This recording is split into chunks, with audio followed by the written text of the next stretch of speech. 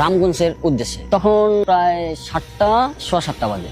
উঠানোর পরে আপনার দাউদকান্দি যে ব্রিজটা আছে, ব্রিজটার ওখানে প্রচন্ড জ্যামে পড়ে, কারণে 3 ঘন্টা 3.5 ঘন্টা ওখানে আমার সময় নষ্ট হয়ে যায়। নষ্ট হওয়ার পরে আমি দাউদকান্দি পার হয়ে আপনার কচুয়া ডাইনি যে একটা রোড ঢুকছে, রোডটা ছিল ইটের সোলিং এর রোড। কিছু কিছু জায়গায় ভাঙা আছে, কিছু কিছু জায়গায় কাজ হয়েছে। তো যাওয়ার পরে লাশের সাথে লোক ছিল আপনার 5 জন। 3 জন ছিল ইয়াং বয়সী আর 2 জন ছিল মুরব্বী। তো ওই 3 জন ওই জ্যামের ভিতরেই ওনারা ঘুমাই গেছে। ঘুমায় যাওয়ার পরে যে মুরব্বী 2 জন ছিল, তো ওনাদের আমি বলছি দেখেন ওনারা তো ইয়াং বয়সী, তো ওনারা তো ঘুমাই গেছে, জ্যামের কারণে দুর্বল হয়ে গেছে, এই কারণে ওনারা ঘুমাই গেছে। তো আপনারা তো মুরব্বী আছেন, একটু বয়স ভার আছে, আপনারা একটু দোয়া কালাম ছোড়া বললেন, যেহেতু আমরা মুসলিম ভাই। তো ওনাদের বলার পরে ওই মুরব্বী 2 জন আপনার 1.5 ঘন্টার ভিতরে ওনাদের চোখ লেগে গেছে, ওনারা ঘুমাই গেছে। ঘুমাই যাওয়ার পরে কচুয়ার ভিতরে ঢুকলাম। 5-7 কিলো যাওয়ার পরেই গাড়িটা কেমন যেন আস্তে আস্তে ভার হয়ে আসতেছে, মানে ভার হয়ে আসতেছে। আসার পরে যত সামনে আগাচ্ছি ততই আস্তে আস্তে একদম স্তব্ধ নীরব হয়ে যাচ্ছে। তখন 1:30-2:30 বাজে। সামনে আমরা 2 জন ছিলাম, আমি আর আমার হেল্পার। আমরা এই 7 জন গাড়ির ভিতরে, আমরা 2 জন ড্রাইভার হেল্পার আর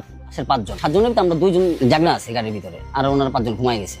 যাওয়ার পরে তখন আর কি আমার চোখে হালকা হালকা একটু ঘুম ভাব। তা আমি তো ভাই ড্রাইভার, আমার তো আর ঘুমাইলে চলবে না, নিজের ভিতরে হিম্মত রেখে গাড়ি চালাই। যাইতেছি কিছু দূর কচুয়ার 7 কিলো পার হওয়ার পরেই মানে আপনার বাম পাশে হচ্ছে খাল, মরা খাল, পানি নেই। পানি যদি থাকে আপনার এতটুকু পর্যন্ত পানি, এতটুকু পর্যন্ত হলো কাদা, হ্যাঁ হাঁটু পর্যন্ত কাদা। ডান পাশে হচ্ছে আপনার কৃষকের আবাদের ক্ষেত, বিভিন্ন রকম কৃষক আবাদ করছে। এই 5-7 কিলো যাওয়ার পরে ভাই দেখে রাস্তায় সারিবদ্ধ ভাবে ঠিক এক দূরত্ব 6টা-7টা মাছ। ফার্স্টে মানে মনে করলাম নিজের ঘুমের চোখের কারণে সম্ভবত এটা ব্যাং হইতে পারে। তো ভালো করে তাকায় দেখি যে মাছটা হচ্ছে ভাই কালীবাউস মাছ আছে না, যে যেমন আর কি চিনে ভাই, আমরা ঢাকার ভাষা আমরা চিনি ভাই কালীবাউস মাছ, ওই নলার মতনই কালো করে কালীবাউস মাছ। তো আমার হেল্পার বলতেছে ভাই মাছ তো আমিও দেখলাম, এই হুট করে এই নির্জন রাস্তায় রাতে 2টা বাজতেছে, কোত্থেকে আসলো। পরে মনে করলাম যে মনে মাছের গাড়ি থেকে মাছ পড়তে পারে, তার ওটা কেয়ার করলাম না। আমরা আমাদের গন্তব্যের স্থানে আগাইতে শুরু করলাম।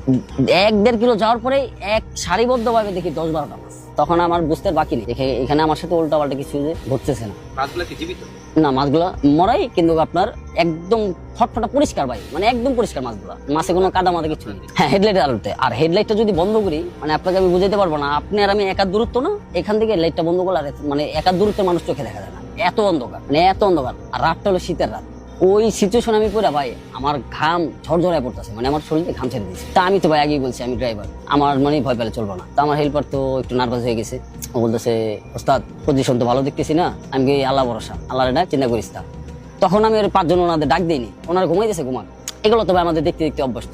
তো যাইতেছি ওই মাছগুলা কাটাই যাওয়ার পরে কিছু দূর যাওয়ার পরে ভাই আমার লক করা গাড়ি, মানে এই ব্যাগডালা পুরো গাড়ি লক, একদমই আমার লক করা গাড়ি কিভাবে লক খুলে গেল, লাস্ট টান দিয়ে দিচ্ছি পিছন থেকে। হ্যাঁ, মানে আমার ব্যাগডালা পুরো ওপেন করে ফেলাইছে। মানে কারো বাবার সাধ্য নাই ভাই যে আমার লক করা গাড়ি বাইরে থেকে কেউ খুলবো, মানে কারো বাবার এই দুনিয়াতে সাধ্য নেই। আমার লক করা গাড়ি খুলে ফেলাইছে।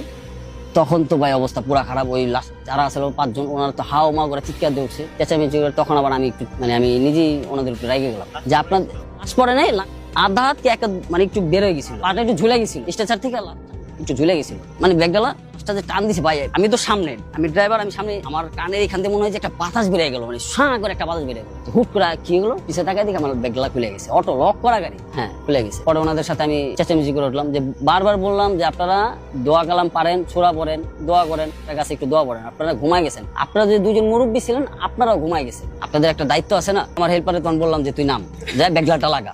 ও ভাই তো নামেই নাই, ও আর 4 হাত পা একসাথে গুটাই নিছে। তো পরে এক প্রকার ওরা আমি বললাম যদি তুই না নামাস, পরে আমি গালি দিছি। গালি দিয়ে পরে আমি নিজে নামছি, আমি যা আল্লাহ ভরসা। আমি নাইমাল সোজা করলাম, সোজা করে ব্যাগডালা নিজে লাগাইলাম, লাগা গাড়ি থেকে দূরে টিস্যু বের করে দিয়ে মেজ দিয়ে চারপাশে একটু গাড়িটা আগুনে ছেক দিলাম। যদি বাজে কোনো বদ থেকেও থাকে, উচিলায় ও যদি আমার পিসটা ছেড়ে দেয়। এটা জানতাম, এটা আর কি মুরব্বীদের শোনা কথা, যে আগুন টাগুন সাথে থাকলে নাকি বদ জিন বা সেগুলা কিছু নিতে পারে না, বা সাথে এসে আঘাত করতে পারে না। অ্যাম্বুলেন্সের ভিতরে একটা আছে লাশ, ওটা ভিতরে বাধা থাকে, কিন্তু আমাদের যেটা অ্যাম্বুলেন্স ওটার ভিতরে বাধা থাকে না, জরুরি যেটা সার্ভিস, ইমার্জেন্সি সার্ভিস, ওটাতে বাধা থাকে না। তো এই স্ট্রেচারের ভিতরে 2টা লক আছে, এরকম 2টা লক হাতলের মাঝখানে আর কি, স্ট্রেচারের মাঝখানে থাকে লাস্টটা। তো এখানে লাস্টটা ভাই আমি পরে লাগানোর পরে উঠলাম, ওঠার পরে 1.5-2 কিলো আগে গেলাম।